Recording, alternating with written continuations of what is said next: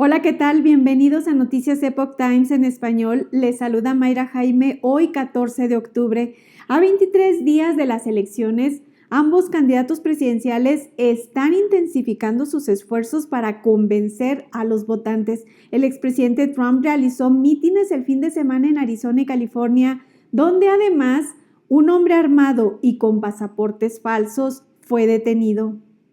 En un mitin en Prescott Valley, Arizona, ayer, el expresidente Trump señaló a la administración Biden-Harris por la afluencia de millones de inmigrantes ilegales. When I win on November 5th, the migrant invasion ends and the restoration of our country begins. Trump promete aumentar el salario de los agentes de la patrulla fronteriza si es reelegido. Dice que su objetivo es contratar a 10,000 nuevos agentes y mantener a los veteranos. They're just incredible people. This will ensure that we can hire and keep the Border Patrol agents that we need to keep, and we can also bring in a lot of new ones, really great ones. Cuando el expresidente llamó a una delegación de agentes al escenario, la multitud comenzó a gritar.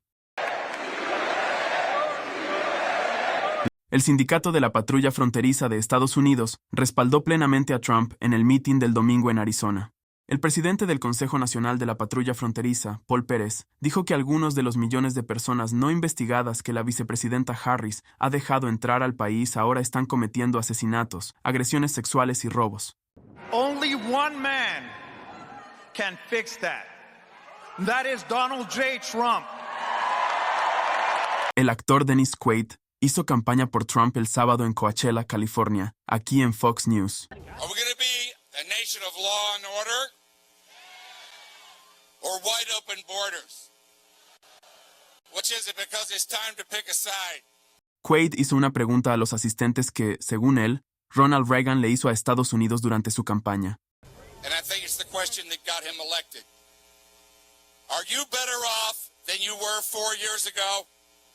El expresidente Donald Trump pareció confirmar durante una entrevista reciente que aparecería en el popular podcast de Joe Rogan. Trump llamó a Rogan un buen tipo cuya voz es importante. Un hombre arrestado en un puesto de control de seguridad cerca del mitin de Trump en California el sábado enfrenta cargos por posesión de armas. El alguacil del condado de Riverside, Chad Bianco, habla en una conferencia de prensa. What we do know is he showed up with multiple passports with different names, an unregistered vehicle with fake license plate, and loaded firearms.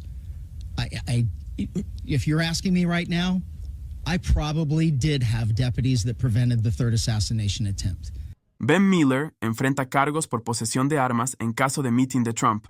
The President Donald Trump has been near and dear to our hearts because he's one of the only individuals that I've seen have the courage to actually stand up to this tyranny against we the people. Miller fue arrestado en un puesto de control de seguridad cerca del mitin de Trump en California el sábado. Enfrenta cargos por posesión de armas. Miller dice que es partidario de Trump y viaja regularmente con armas de fuego para protegerse.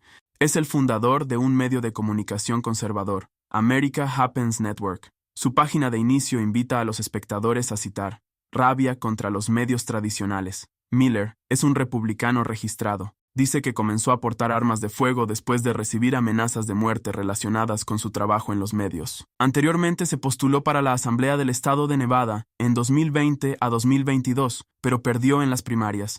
A pesar de su arresto, la policía declaró que ni Trump ni los asistentes al mitin estuvieron en peligro. Miller está en libertad bajo fianza y debe regresar a la corte en enero.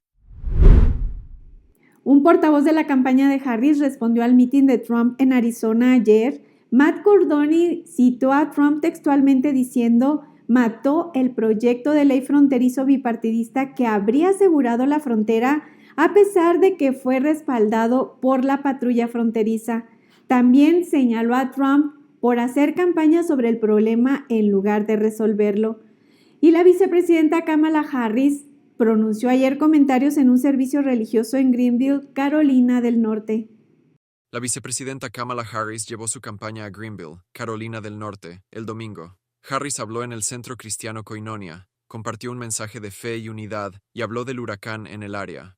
As we navigate storms that have inflicted so much harm across our country, And to all those who have loved ones who have been affected by Hurricane Milton and Hurricane Helene, Doug and I, my husband, are holding all of you close in our hearts and in our prayers.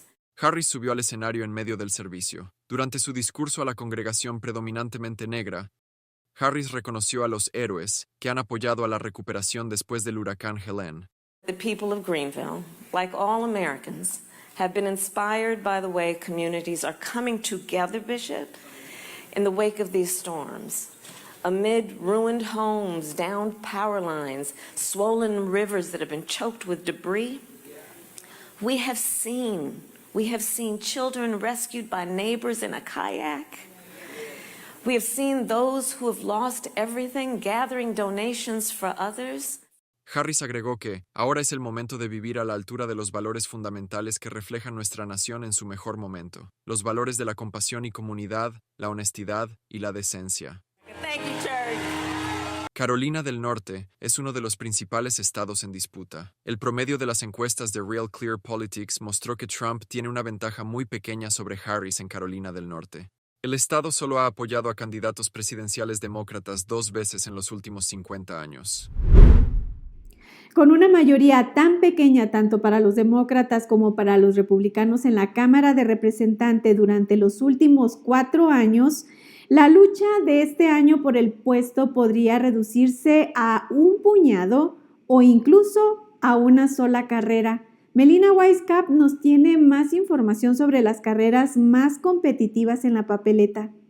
Alrededor de 70 carreras para el Congreso de los Estados Unidos están en el radar. Los demócratas, al ser minoría, tienen que ganar varios escaños para salir victoriosos, mientras que los republicanos no pueden permitirse ni una sola pérdida. Si todas las carreras terminan como se espera según las calificaciones y las encuestas, los republicanos parecen tener una mejor oportunidad de mantener el poder según los números. Los republicanos necesitan ganar 2 de las 13 carreras en disputa. Y como este es un año electoral, es casi seguro que los ganadores que están arriba en la lista bajen. Si los republicanos se sienten igual por Trump que en 2020 y los demócratas sobre su partido, hay unos pocos distritos indecisos que son más propensos a cambiar de bando. En la costa este y oeste, las victorias demócratas son más probables. En áreas como los distritos de California actualmente en manos de los republicanos, Biden ganó por 2 dígitos en 2020. Un ejemplo, el congresista republicano John Duarte ganó un escaño que ocupaban los demócratas desde los años 70,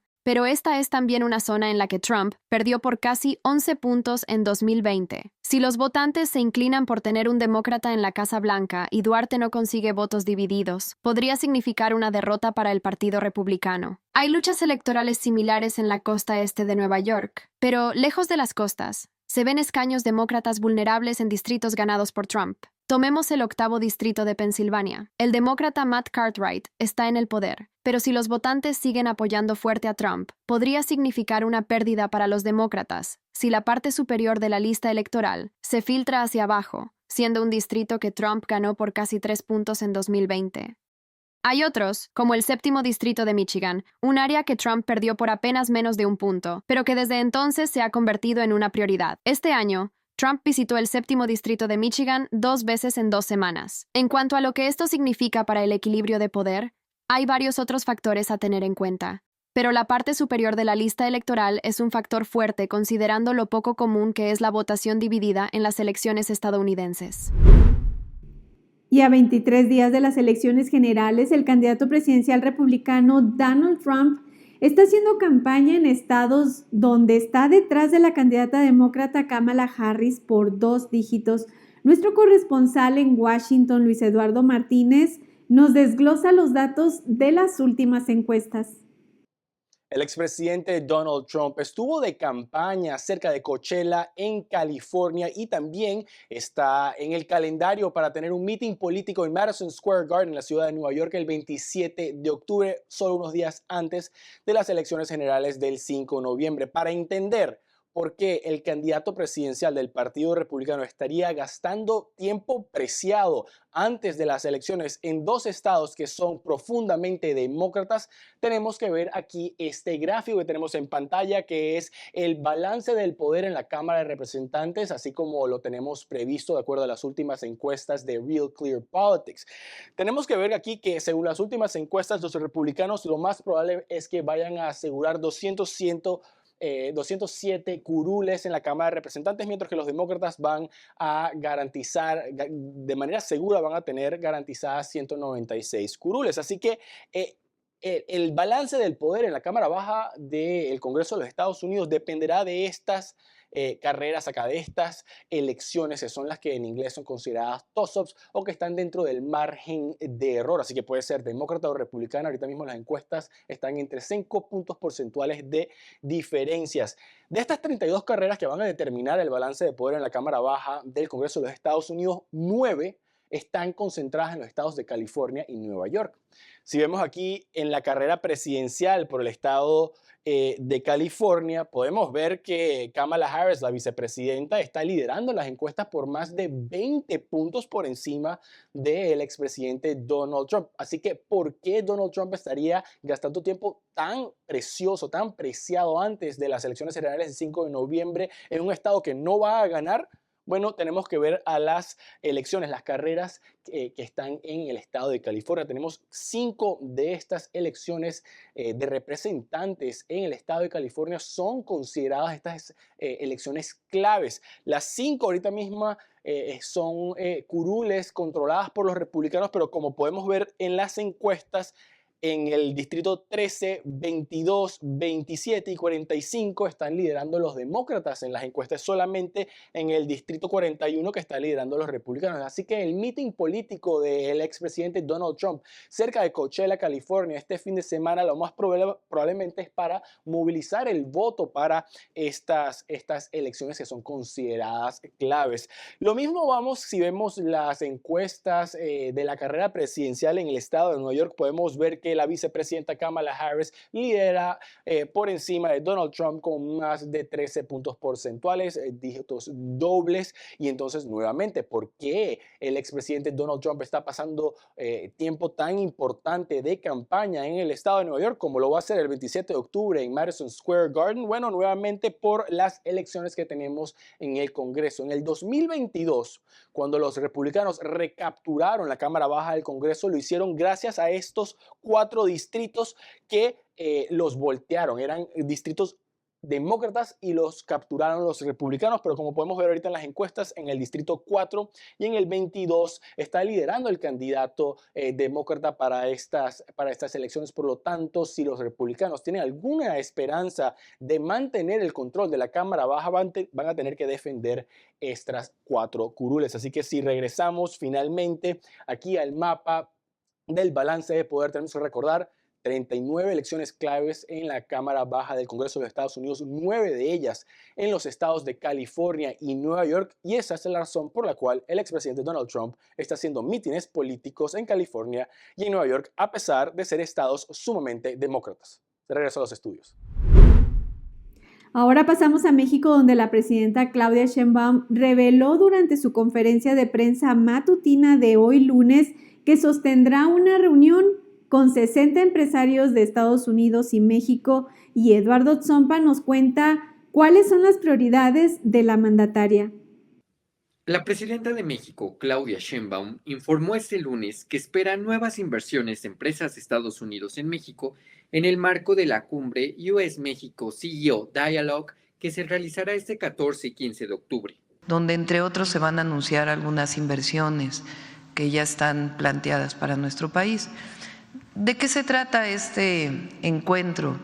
En su momento, empresarios nacionales y principalmente de Estados Unidos plantearon la posibilidad de que tuviéramos un diálogo para conocer pues cuáles son los beneficios, los incentivos que se van a generar para la inversión en México. Sheinbaum señaló que planteará la oportunidad que tiene México con el fenómeno de relocalización de empresas norteamericanas, también conocido como nearshoring, y detalló que presentará a los inversores estadounidenses su programa de polos de bienestar, el cual busca impulsar el desarrollo en diferentes regiones del país. Asimismo, descartó que haya cautela entre los inversionistas. Entérese más en es.theepochtimes.com y los invito a seguirme en mis redes sociales que se muestran en pantalla. Gracias por acompañarnos. Le dejo las recomendaciones y el material complementario de nuestras noticias en la descripción de este video. Soy Mayra Jaime y nos vemos mañana.